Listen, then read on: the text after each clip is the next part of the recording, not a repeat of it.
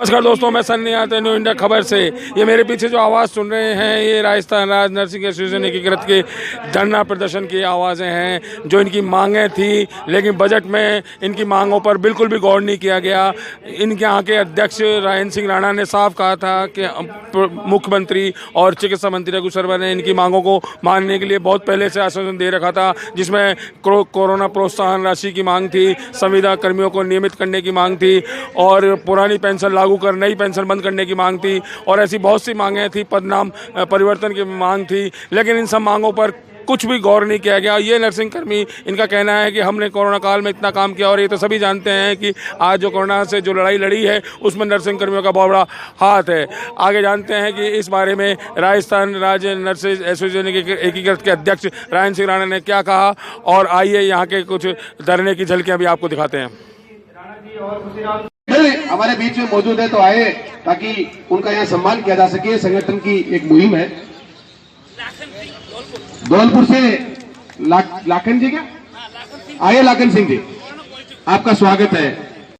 और हम सभी लोग यहाँ जो मौजूद है, ये सरकार को चेतावनी देना चाहते हैं कि नर्सेज कोई मजबूर नहीं है, हम सिर्फ मरीजों के हितों के लिए काम करते हैं, इसलिए हम कोई आंदोलन करना नहीं चाहते। साथियों, बड़ा दुख होता है, एक तख्ती मुझे सामने दिख रही है, ये हमारे सबसे अनुज भाई है।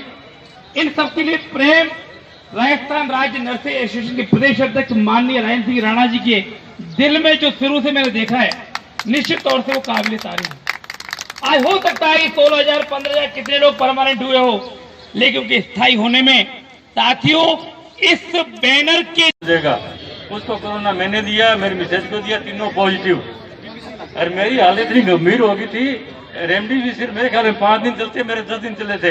पिपराटेजो मेरे लोगों को आमतौर पर 5 दिन चलते, मेरे 10 दिन चले थे। ऑक्सीजन लेवल फलाना सारा गड़बड़ा गया था।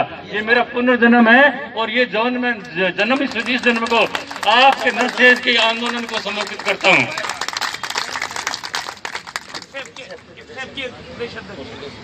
हमारे मैं गोवर्धन ख्यालिया, प्रदेश संघर्ष संयोजक। राजस्थान सरकार की लगातार उपेक्षा के बावजूद नर्सेज आहत हुई है और अंदर एक आक्रोश है।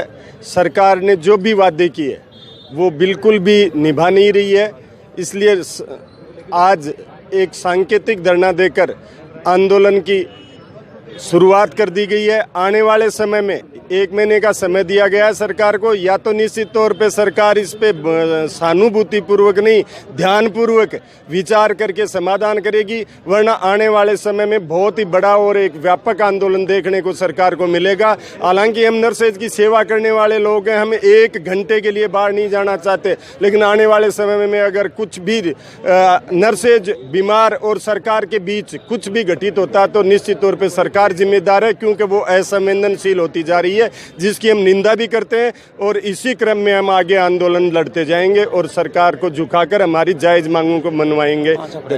5 अप्रैल को बीकानेर में हमें संभागीय धरना देना है, उसके नेक्स्ट भरतपुर संभाग में धरना दे रहा है और वहीं से निश्चित तौर पे आगे की घोषणाएं होती जाएंगी और आगे की जो घोषणाएं होंगी वो निश्चित तौर पे ही सरकार के लिए घातक होंगी।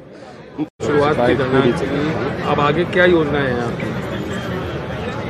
राजस्थान के नर्सेज कोरोना वॉरियर्स आदमशाह से अपना पूर्ण योगदान इस कोरोना महामारी में उन्होंने दिया है, जनजीवन को बचाने में। और अभी भी वैक्सीनेशन का एक बड़ा मोड नर्सेज के ऊपर निर्भर है, मगर नर्सेज कोरोना वॉरियर्स से जो कोरोना काल में चिकित्सा मंत्री जी ने आश्वासन दिया था पदनाम परिवर्तन का, कोरोना हार्ड ड्यूटी इंसेंटिव का, और उनमें से कुछ भी हुआ नहीं, बजट भी निकल गया। और नर्सेज ने पूरी प्रांतीय महासमिति ने डिसीजन किया था कि हम बजट में सरकार ये करे, पूरे राजस्थान से 300 से अधिक ज्ञापन भेजे गए, 150 से ज़्यादा जनप्रतिनिधियों ने अपनी अभिशंसा ज्ञापन भेजे, मगर जिस असंवेदनशील साल से और ये बजट सत्र में 2 शब्द भी कोरोना वॉरियर्स के लिए नहीं बोले गए, उससे राज्य भर की नर्सेज में ये असंतोष व्याप्त था।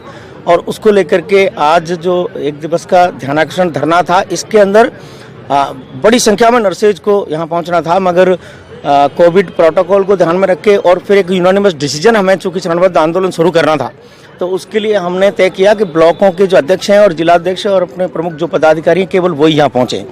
तो उसके हिसाब से जो हमारी प्रांतीय महासमिति आज यहाँ है और उसने अभी प्रदर्शन किया मेडिकल कॉलेज पर, और वहाँ धरना देने के बाद में अभी यहाँ चूँकि रणनीति बन रही है, इस रणनीति में अभी ये निर्णय हुआ है कि सरकार को पूरा समय दिया गया, मगर सरकार ने न तो संविदा कर्मियों के नियमितीकरण की नीति की बात हुई, आज संविदा कर्मचारियों की बात, हालात नर्सेज के ऐसे हैं कि सफाई कर्मचारी को तो 9,551 रुपये मिलता है सवाई मानसिंह चिकित्सालय में, मगर मेरे NHM के जो भाई है उनको 6,900 रुपये पर, यानी कि सफाई कर्मचारी का वेतन है। तो ये नर्सेज का व्यापक शोषण है, और अब आखिर शोषण कब तक सहेंगे। पदनाम परिवर्तन केंद्र सरकार 2015 में कर चुकी है और केंद्र सरकार सारी राज्य सरकार को गाइडलाइन दे चुकी, मगर वो राज्य सरकार के कमिटमेंट के बाद भी वो पदनाम परिवर्तन जिसमें फाइनेंशियल कुछ भी नहीं किया। तो भी चरणबद्ध राज्य भर में व्यापक आंदोलन करने का निर्णय आज यहाँ प्रांतीय महासमिति ने लिया है। इसके बाद में हमने 1 माह का समय जो है मोहलत के स्वरूप राजस्थान की सरकार को भी दिया है कि भी 1 महीने का आपके पास वक्त है, अभी भी आप वार्ता के माध्यम से कोई समस्या तो निपटा लीजिए, और अदरवाइज फिर 5 अप्रैल को से संभागवार धरने शुरू होंगे और उसके बाद जिलेवार धरने, और उसके बाद में नर्सेज कर्मचारी सामूहिक अवकाश पर जाएंगे। तो ये डिसीजन चरणबद्ध हुआ है। तो ये अभी भी इतना समय सरकार को सिर्फ इसलिए दिया है ताकि जनता को परेशानी नहीं हो और सरकार को भी सद्बुद्धि आ जाए। माननीय मुख्यमंत्री जी और चिकित्सा मंत्री जी ने जो कमिटमेंट किए हैं उनको पूरा कराने चाहिए, और अगर ये नहीं होता है तो अगर कोई आंदोलन कोई होता है इस कोरोना वैक्सीनेशन के बाद भी जनता।